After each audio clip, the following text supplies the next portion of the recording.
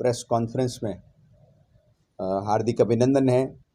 बाड़मेर ज़िले की प्रेस राजस्थान में, मुझे ये कहने में कोई गुरेज नहीं, एक सबसे अच्छी प्रेस है।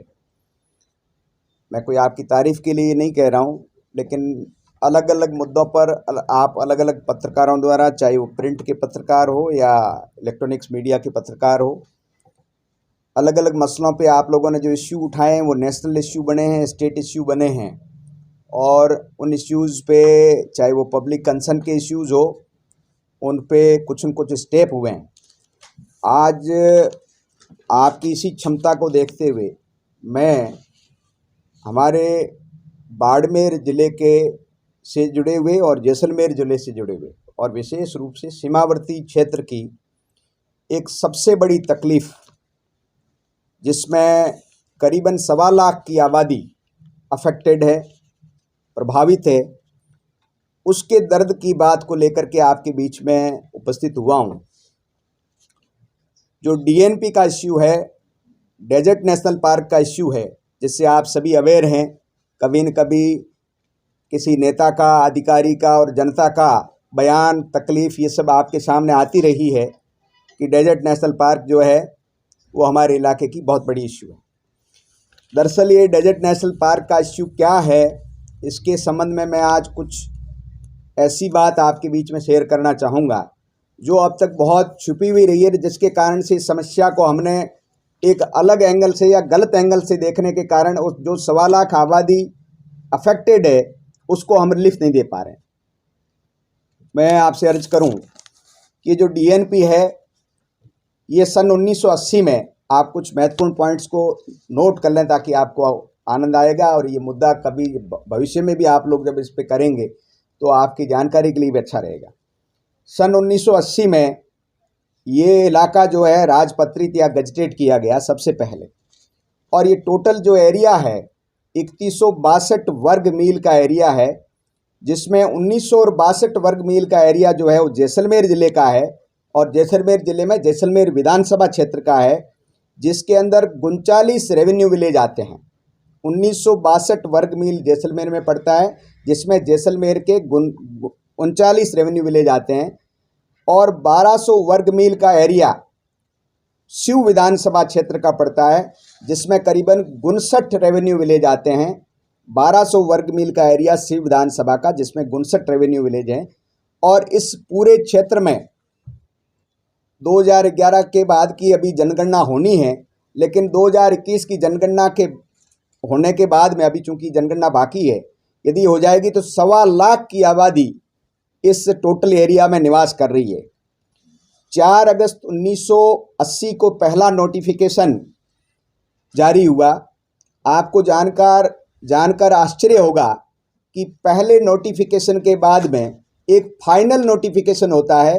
वो फाइनल नोटिफिकेशन आज दिन तक डीएनपी एरिया का नहीं हुआ है। जो पहला नोटिफिकेशन है वो 4 अगस्त 1980 को हो गया। उसके बाद में किसी भी तरह का फाइनल नोटिफिकेशन नहीं हुआ। लेकिन एक सुप्रीम कोर्ट का एक ऑर्डर है, वो ऑर्डर भी मैं आपको दे दूंगा। उसमें यह है कि भाई कोई एक बार एरिया नोटिफाई हो जाता है तो फिर जो है उसको वन विभाग का एरिया मान लिया जाता है। इसलिए इसको फाइनल नोटिफिकेशन के अभाव के बिना भी इस पूरे बेल्ट को जो है वो डीएनपी एरिया घोषित कर दिया गया। अब समस्या क्या आ रही है साहब, कि आप सब देखते हैं कि लगातार लोग ये कहते हैं कि साहब डीएनपी के कारण किसी भी तरह के विकास के काम नहीं हो रहे। इसमें जो लैक है वन विभाग के अधिकारियों की, प्रशासनिक अधिकारियों की, जनप्रतिनिधियों की और जनता के अंदर शिक्षा के अभाव की, इसके कारण से ये जो विकास के कार्यों की जो अड़चन है और प्रोसेस को नहीं समझने के कारण ये अड़चन आ रही है।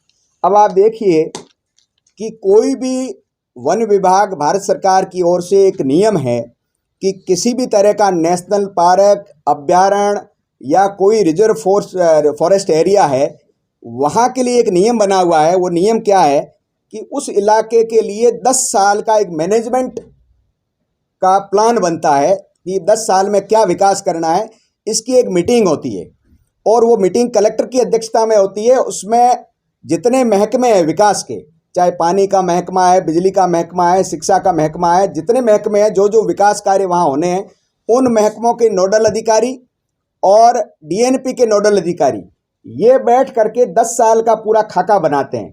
लेकिन मुझे आपको कहते हुए बड़ा अफसोस हो रहा है कि ये जो मैनेजमेंट प्लान की जो मीटिंग होती है, इसमें न तो प्रशासनिक अधिकारी रुचि दिखाते हैं, न डीएनपी के अधिकारी रुचि दिखाते हैं, न जनप्रतिनिधि रुचि दिखाते हैं। जो एक नियमानुसार छूट हमको मिलनी चाहिए, जो 10 साल का प्लान बनना चाहिए। 2017 में इसकी मीटिंग हुई थी। आपको ये जान करके बड़ा आश्चर्य होगा कि न तो उसमें जनप्रतिनिधि शामिल हुए और न इलाके के लोग शामिल हुए, न स्थानीय जनप्रतिनिधि शामिल हुए, और प्रशासनिक जो अलग अलग नोडल अधिकारी है विभागों के, न वो शामिल हुए, और न उन्होंने कोई किसी भी तरह का उसमें जो है मैनेजमेंट प्लान दिया। तो एक कानूनन जो हमको सुविधा मिल सकती थी वो भी हमने जो है, ये मैनेजमेंट प्लान यहाँ से स्टेट बोर्ड के पास जाता है और स्टेट बोर्ड का चेयरमैन चीफ मिनिस्टर होता है, ज़्यादातर वहाँ पास हो जाता है। कोई बड़ी अड़चन का मामला है तो नेशनल बोर्ड में जाता है, जिसका चेयरमैन जो है वन मंत्री भारत सरकार होता है। तो ये मैनेजमेंट प्लान के नाम पर भी एक तरह से खाना पूर्ति का मामला हो गया। और हमारी ये मांग है आपके माध्यम से कि 10 साल में आप मैनेजमेंट प्लान की मीटिंग बुलाते हो और 10 साल में तो 2 सरकारें पलट जाती है, कई योजनाएं खत्म हो जाती है। तो मैनेजमेंट प्लान की मीटिंग जो है हर 5 साल में होनी चाहिए और हर 1 साल में उस पर रिव्यू होना चाहिए, तब जाकर के जो 1.25 लाख की आबादी को कोई न कोई रिलीफ मिल सकती है, पहली बात। अब दूसरा एक नया मामला हो गया कि भारत सरकार ने अभी 11 अगस्त 2018 को माननीय प्रधानमंत्री जी ने एक परिवेश पोर्टल जो है वो लॉन्च किया है। वो परिवेश पोर्टल जितने भी नोटिफाइड ऐसे एरियाज है, नेशनल पार्क और सेंचुरी अभ्यारण्य वगैरह, वो परिवेश पोर्टल क्या है, दरअसल प्रोएक्टिव रेस्पॉन्सिव फैसिलिटेशन है, जो पर्यावरण, वन और जलवायु परिवर्तन मंत्रालय भारत सरकार का एक सिंगल विंडो मामला है, जिसमें संबंधित विभाग को कोई भी विकास कार्य कराना है तो वो परिवेश पोर्टल के ऊपर अप्लाई करता है।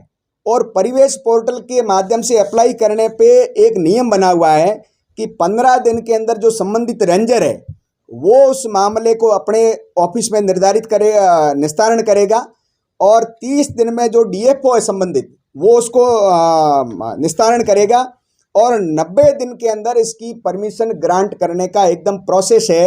ये भारत सरकार की ओर से किया हुआ है। लेकिन आपको ये जान करके बड़ा अफसोस होगा कि मैंने जब परिवेश पोर्टल पर विभाग के माध्यम से पता लगाने की कोशिश की तो 60 लंबित मामले हैं इस पूरे बेल्ट के, और वो 60 लंबित मामले कोई महकमों के नहीं है। बिजली, पानी, सड़क महकमे का एक भी मामला पेंडिंग नहीं है। पेंडिंग है 60 नलकूप, जो किसानों के कुएं, कृषि कुओं के कनेक्शन है, वो पेंडिंग है राज्य बोर्ड के स्तर पर। और राज्य बोर्ड का चेयरमैन जो कि चीफ मिनिस्टर होता है, नीचे से सारी उनको ओके चली गई, लेकिन ऊपर से राज्य बोर्ड के लेवल पे वो नहीं है, अभी रुका हुआ है। लेकिन आपको जान के आश्चर्य होगा कि जो परिवेश पोर्टल है उस पर कोई भी महकमा जो है वो नहीं जा रहा। मेरी बात को आप समझ पा रहे हैं ना? महकमा, कोई बिजली विभाग का आदमी जाके परिवेश पोर्टल पे नहीं कह रहा कि हमको इस गांव में ये काम करना है और हम ये अप्लाई कर रहे हैं। तो जो रूल्स और रेगुलेशन बने हुए हैं छूट देने के, चाहे परिवेश पोर्टल हो और चाहे मैनेजमेंट प्लान की जो कमेटी की मीटिंग हो, उसमें जनप्रतिनिधि और प्रशासनिक अधिकारी बिल्कुल लापरवाही पूर्ण इस 1.25 लाख की आबादी के साथ अन्यायपूर्ण व्यवहार कर रहे हैं। इनकी लैक ऑफ इंटरेस्ट के कारण जो नियमानुसार इस आबादी को फायदा मिलना चाहिए वो भी हमको नहीं मिल रहा है। दूसरा बड़ी तकलीफ जो आ रही है कि किसान को जो है कृषि कुआं और बिजली के लिए डीएनपी एरिया में मनाही हो रही है। आपको मैं बता दूं, आपके माध्यम से स्पष्ट कर दूं कि एक्ट में कहीं भी इसकी मनाही नहीं है। एक्ट में कहीं पर भी इस तरह की मनाही नहीं है, फिर भी जो है जबरदस्ती इनको मना कर रहे हैं, बिना नियम के मना कर रहे हैं। तीसरा, आप देखो कि जो भारतमाला की परियोजना है, आप सब लोग बॉर्डर एरियाज को कवर करते हैं, केंद्र और सीमा पर डिफेंस की सबसे महत्वपूर्ण परियोजना है।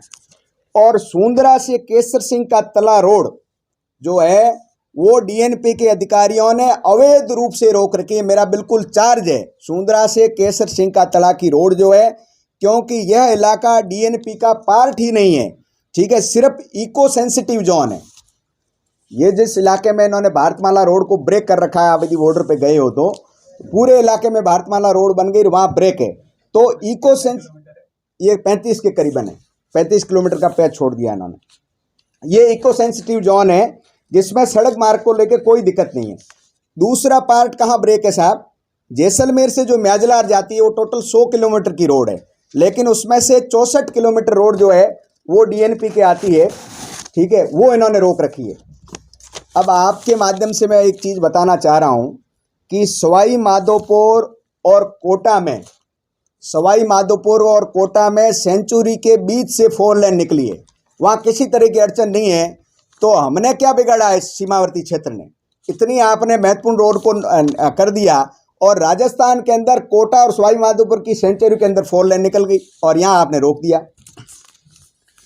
अब मैं आपकी जानकारी में एक बहुत ही महत्वपूर्ण तथ्य डाल रहा हूँ, जो हमारी जानकारी से इतने दिन तक इतना बड़ा झूठ सब लोग बोलते रहे, विभाग के लोग भी बोलते रहे, और मुझे कहना ये चाहिए कि हम लोगों की भी अध्ययन का अभाव रहा, और मैं आप पत्रकारों को तो कह नहीं सकता, लेकिन आप लोगों की भी जानकारी का अभाव रहा। ये जो इलाका है ये कोई डेजर्ट नेशनल पार्क नहीं है। मैं अपनी बात को वापस दोहरा रहा हूँ, ये इलाका डेजर्ट नेशनल पार्क नहीं है। ये झूठ वन मंत्रालय और स्थानीय अधिकारियों का फैलाया हुआ है। राजस्थान में सिर्फ 3 नेशनल पार्क है, ओनली 3 नेशनल पार्क। राजस्थान में रणथंभौर राष्ट्रीय उद्यान है जो टाइगर रिजर्व है, दूसरा केवलादेव का राष्ट्रीय उद्यान है जो पक्षी विहार है, और तीसरा मुकंदरा का राष्ट्रीय उद्यान है जो घड़ियालों के लिए रिजर्व है। ये 3 राष्ट्रीय उद्यान है, बाकी सब सेंचुरीज है, अभ्यारण्य है। आपको मैं फ़र्क आगे बताऊंगा कि अभ्यारण्य और राष्ट्रीय पार्क में क्या फ़र्क होता है। तो ये जो आपका डीएनपी एरिया है ये कोई नेशनल पार्क, भारत सरकार के वन मंत्रालय और राजस्थान सरकार का आप वेबसाइट चेक कर सकते हो भी राजस्थान में कितने नेशनल पार्क है, तो आपको पता लग जाएगा। तो ये जो मरु उद्यान का एरिया है ये अभ्यारण्य है, न कि नेशनल पार्क है। हमारे यहाँ जो अभ्यारण्य है मुकंदरा हिल्स है, ये आपका मरुभूमि राष्ट्रीय उद्यान अभ्यारण्य है, ताल छापर में है, रामगढ़ में है, कुंभलगढ़ में है, सीता माता है, माउंट आबू है, भैंसरोडगढ़, 8 अभ्यारण्य है। उस 8 में से ये एक अभ्यारण्य है। अब अभ्यारण्य और नेशनल पार्क में क्या फ़र्क पड़ता है नियमों का, आप देखिए कि अभ्यारण्य के अंदर जो है आप पशु चरा सकते हो, मवेशी चरा सकते हो अपने, लेकिन नेशनल पार्क में आप नहीं चरा सकते, वो बैन है। इको फ्रेंडली टूरिज्म आप जो है अभ्यारण्य के अंदर चला सकते हो, जो पर्यावरण को नुकसान नहीं करे ऐसा टूरिज्म आप चला सकते हो, लेकिन नेशनल पार्क में ये बैन है। फिर आपके ज़मीन का मालिकाना जो हक है वो नेशनल पार्क के अंदर तो ज़मीन की मालिक वन मंत्रालय सरकार हो जाती है, लेकिन यहाँ पर मालिकाना हक किसान के पास बना रहता है, लेकिन उसको नियम जो अभ्यारण्य के उसका पालन करना पड़ता है। दूसरा, जलाऊ लकड़ी और फल ले सकते हैं अपन इसमें से, अभ्यारण्य में से, लेकिन नेशनल पार्क में बिल्कुल बंद है। अब जब ये नेशनल पार्क नहीं है और सेंचुरी है, तो अब हमारी एक और मांग है आपके माध्यम से, इस बात को आप विशेष रूप से करिए कि 3 तरह की चीज़ें होती है। एक तो नेशनल पार्क होता है, उसमें क्या क्या होता है मैंने बता दिया, उसका एक्ट अलग है। फिर सेंचुरी होती है, उसमें कुछ छूटें मिलती है। हाँ, तीसरा होता है बायोस्फीयर रिजर्व बेल्ट।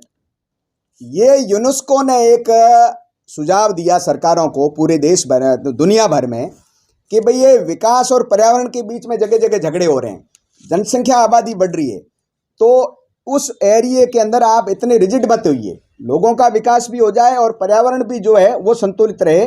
तो इसके लिए आप बायोस्फीयर रिजर्व बेल्ट घोषित कर दीजिए। और ये यूनेस्को ने विकास और संरक्षण के बीच में संघर्ष को टालने के लिए ये किया है। भारत के अंदर 18 बायोस्फीयर रिजर्व है, जिसमें आपके नज़दीक कच्छ है, जहां आप देखते हो कि इतना बड़ा जो विकास हो रहा है, इतनी शानदार जो है वहां पर टूरिज्म की गतिविधियां हो रही है, वो बायो रिजर्व स्पेयर है, ठीक है। और उससे भी ज़्यादा अच्छी बात है कि बायोस्फीयर रिजर्व के अंदर जो गांव आते हैं उनका विकास यूनेस्को के फंड से होता है। उन गांवों का विकास जो है वो यूनेस्को के फंड से होता है। तो हमारी ये मांग है कि न केवल डीएनपी एरिया बल्कि संपूर्ण रेगिस्तानी क्षेत्र को बायोस्फीयर रिजर्व घोषित कर दो। इसमें कोई दिक्कत नहीं है, तो पर्यावरण भी संतुलित रहेगा, वन भी संरक्षित रहेंगे और लोगों को परेशानी भी नहीं होगी। क्योंकि बायोस्फीयर रिजर्व होते ही ये जो नियमों की अड़चनें हैं, जो सामान्य विकास के नियमों की अड़चनें हैं, ये बिल्कुल ख़त्म हो जाएगी। पर्यावरण भी बचेगा, लोग भी बचेंगे और कंपनियों से ज़मीन भी बचेगी और विकास भी होगा। किसान ज़मीन बेच नहीं सकता तो कंपनियां नहीं ले सकती, तो इसमें हर तरह से फ़ायदा ही फ़ायदा है। क्योंकि सेंचुरी एरिया और जो नॉन सेंचुरी एरिया है उसके नियम अलग अलग हैं, इसलिए किसान को ऑटोमेटिकली जो आबादी है उसको ऑटोमेटिकली फ़ायदा हो जाएगा। अब ये जो हमारा जो इलाका है विशेष करके ये जो सेंचुरी है ये किसके लिए है? ये जो गोडावण है ग्रेट इंडियन बस्टर्ड का संरक्षण के लिए है और इस इलाके में 40 से 50 गोडावण पाए जाते हैं। हमारा ये कहना है कि सम और खूड़ी के बीच का सुदासरी बेल्ट कहलाता है। इस सुदासरी बेल्ट के अंदर आप ये समझो कि 200 वर्ग मीटर का ये एरिया है, इसको आप कोर एरिया घोषित कर दीजिए। यही जो है मूल रूप से गोडावण का एरिया है। तो गोडावण के संरक्षण का आप जो है सुदासरी बेल्ट को 200 वर्ग मील बेल्ट को जो है आप करके और बाकी वाले को आप बायोस्फीयर रिजर्व घोषित कर दो, और जिससे सेंचुरी और पार्क का जो एक्ट है वो इस इलाके में नहीं लगेंगे। हमारे आने वाले दिनों में ये जो 98 गांव है जो शिव विधानसभा और जैसलमेर विधानसभा के 1.25 लाख आबादी की सहूलियत के लिए वन विभाग, पर्यावरण प्रेमी, प्रशासन और जनप्रतिनिधियों के तालमेल से इस क्षेत्र की आबादी के विकास कार्यों और बायोस्फीयर रिजर्व घोषित करने का एक बड़ा अभियान हमने हाथ में लिया है। वो उसकी शुरुआत हम आज आपके माध्यम से कर रहे हैं कि ये जो इलाका है ये इलाका हिंदुस्तान के मोस्ट बैकवर्ड इलाकों में से एक है, जहाँ की पर कैपिटा इनकम जो है प्रति व्यक्ति आय है हिंदुस्तान के जो पिछड़े से पिछड़े इलाके हैं उनके बराबरी की है। और यहाँ पर सरकारी नौकरियां न के बराबर है, रोजगारी का साधन न के बराबर है।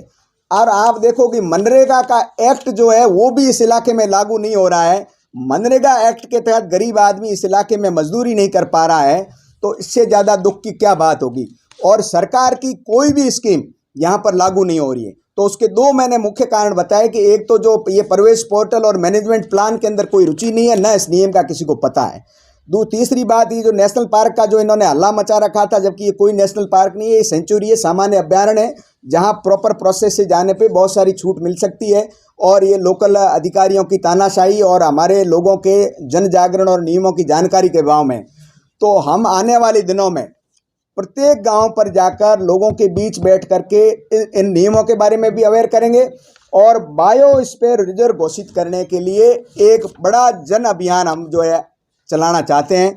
तो आपके माध्यम से हमारी यही अर्ज है कि इस पूरे एरिया में 1.25 लाख की आबादी को रिलीफ मिले और इनके अंदर भी बहबूदी आए, इनकी भी भलाई का काम हो, यहाँ भी सरकारी स्कीम जाए, यहाँ भी जो है गरीबी दूर हो, यहाँ भी लाखों लोगों के चेहरों पर दुख की जगह जो है मुस्कुराहट आए। इस अभियान में आप सब पत्रकार बंधुओं से भी मैं आह्वान करता हूं और आपके माध्यम से बाड़मेर, जैसलमेर के सभी आम आवाम से और जागरूक बुद्धिजीवियों से, पर्यावरण प्रेमियों से भी अपील करता हूं कि इस पूरे मामले को थोड़ा ढंग से समझ करके आपके ही ज़िले की 1.25 लाख आबादी को कोई सहूलियत नहीं मिल रही है, उसका एक रास्ता अपन खोलने जा रहे हैं। इस रास्ते के अंदर आप सभी जो है अपने अपने हिसाब से सहयोग करेंगे।